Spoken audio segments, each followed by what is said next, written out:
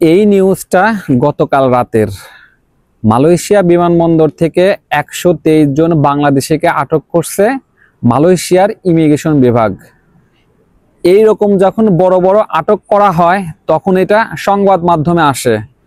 এছাড়াও প্রত্যেকটা দিন মালয়েশিয়া বিমানবন্দর থেকে 10 জন 15 জন আটক করতেছে, রিটার্ন পাঠাচ্ছে। মালয়েশিয়ান সরকার কিন্তু বাংলাদেশিদের জন্য তারা কিন্তু ট্যুরিস্ট ভিসা খুব সহজ করছিল, আস্তে আস্তে এটা হার্ড করে নিয়ে আসতেছে। এটার দায়ভার কার? এটার দায়ভার আমাদের। কিছু কিছু দালাল চক্র এই ট্যুরিস্ট ভিসা তুলে বাংলাদেশি কিছু কিছু মানুষের কাছ থেকে 5 লাখ 6 লাখ করে টাকা নিয়ে তাদেরকে মালয়েশিয়াতে ট্যুরিস্ট ভিসাতে পাঠাচ্ছে। তারা এসে এইখানে অবৈধ হয়ে কাজ করতেছে। এই কারণের জন্য মালয়েশিয়া ইমিগ্রেশন বিভাগ কিন্তু হার্ড হয়েছে, হার্ড লাইনে গিয়েছে। তারা প্রত্যেকটা দিন চেক করতেছে।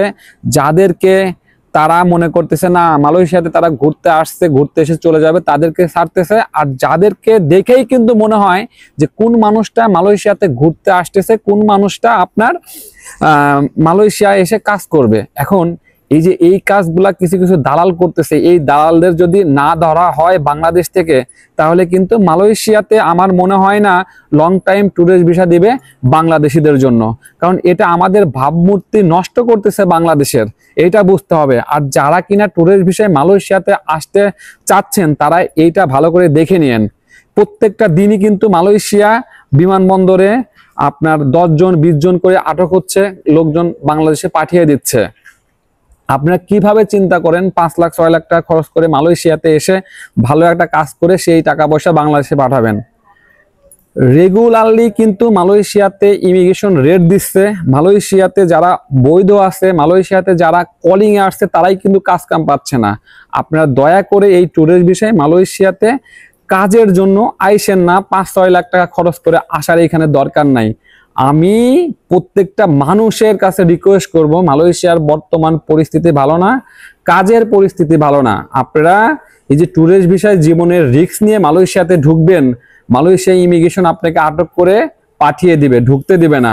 যদি ভাগ্য ভালো থাকে তাহলে ঢুকতে পারবেন।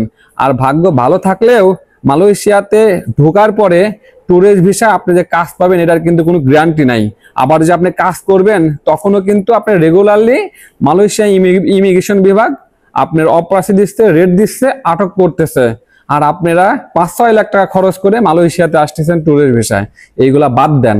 আর সরকারের কাছে আমরা রিকোয়েস্ট করব যাতে যে সকল দালাল চক্র আছে তারা যেন বাংলাদেশের সাধারণ মানুষদের এরকম হয়রানি প্রতারণা না করতে পারে সেই দিকে খেয়াল রাখেন।